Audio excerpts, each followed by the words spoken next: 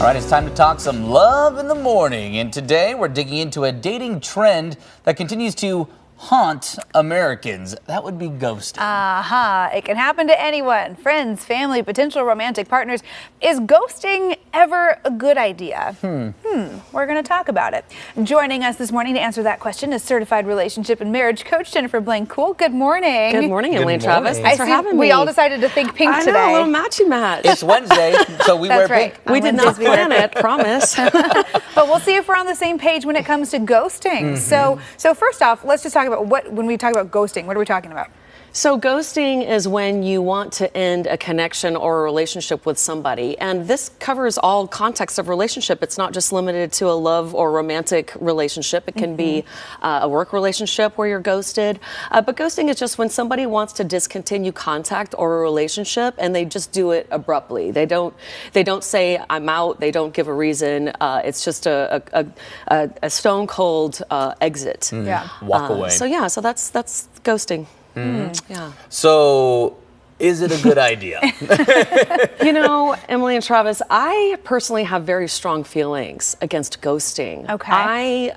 For a lot of reasons, but let's begin with ghosting says a lot about the ghoster more than the ghostee. So when somebody chooses to ghost somebody, there's a lot of reasons people ghost, but in our hyper-connected world of dating apps and the amount of people that we get to connect with, ghosting, even though it's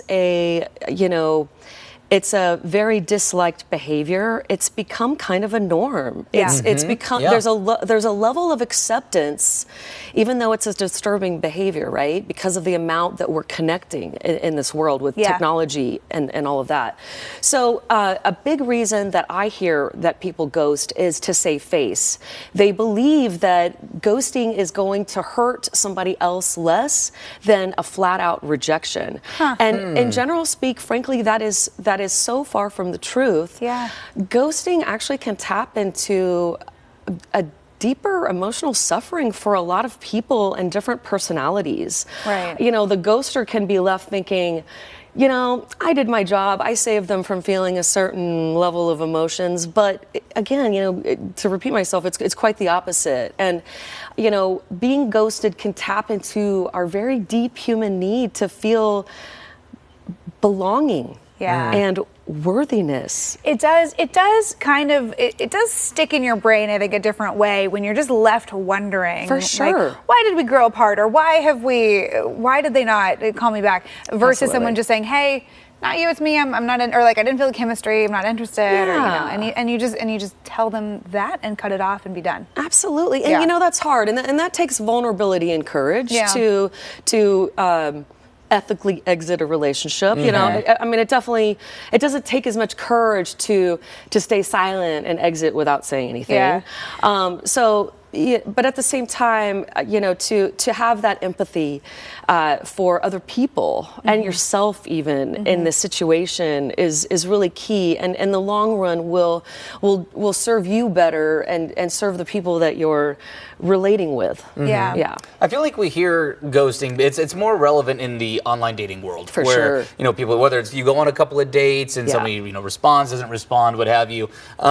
Is that where you see it the most often? And if you're in that situation and you're somebody who's been ghosted, I mean, how do you handle it? Because clearly if you reach out, you're not going to get that response back. So what do you do if you've been ghosted and you're trying to kind of cope with that a little bit? That's a great question. I feel personally, you know, everybody's got to humanly react to their humanness, but personally, I don't think you should react to a ghoster. If, you know, my rule is if you haven't heard a response in 24 hours, the way we're so connected to our phones, we always have our phones in our hands. If you haven't heard a response in 24 hours, it's legit that you're being ghosted. At that point, personally, say you're my clients, I would be coaching you to have the self-love and confidence to be able to take the ghosting as the sign, maybe as the closure that you're looking for, that you emotionally need, to be able to step away with your head held high. Because again, you know, my heart's beating a little faster because I really abhor ghosting. And, you know, so Yeah, I get a little fluttered about it. I will say, in the interest of full disclosure, I open my hand up and say I have been both ghosted and I've been the ghoster before. And there is one scenario in which, to me, it doesn't bother me, and that is if you have not met up in person yet. If you've connected on an app, or you've messaged, or you've tried to make plans and it just kind of fizzles. Yeah. To me, I'm like, okay, the effort that I think you have to put into exiting a relationship should mirror the effort that you put into starting one at first. Yeah. So if you've been on several dates with the person, if you've been communicating and you've been dating, seeing each other several times, then I think then that's where it's like, come on, don't, give some closure, don't leave someone hanging. But because there are so many options at your fingertips, and especially with online dating, there are so many people and so many conversations. Truly, there are times where I don't have the energy to maintain this conversation anymore. I don't even know you as a person. I couldn't pick you out on the street. I haven't met you. Like, just let it go. Peace. Yeah. So, but to me, it's like it's a spectrum. Like if you've put the effort in and met that person, then have the conversation. Yeah. It's better in the long run. I still want you to be like, peace out. I just need to come up with a quicker, text all message of like, just a little quick 2 words. Bye. Little peace sign. All right. So we are anti-ghosting. That is what we've learned today. Anti-ghosting, but no one's. But I hear you, Emily. I hear you on that. This is true. Sorry to anyone I ever ghosted before. No, we're not all perfect. That's awesome. I do feel bad about it if it makes you feel any better. That's I love it. What a great topic. Yeah, it is. We can talk about it for a while. Yeah. Appreciate your time. Thanks for having me, Emily and Travis. Of course. And if you have a relationship question for Jennifer Blaine Cool, send us a message right now on the Coin News AM Extra Facebook or Instagram pages. Your question may be answered right here on the show, and you can remain anonymous. Emily. Slide into those DMs. For those questions. All right. Maybe we won't ghost you. And we will do our best not to ghost you. Well, at least acknowledge. All right.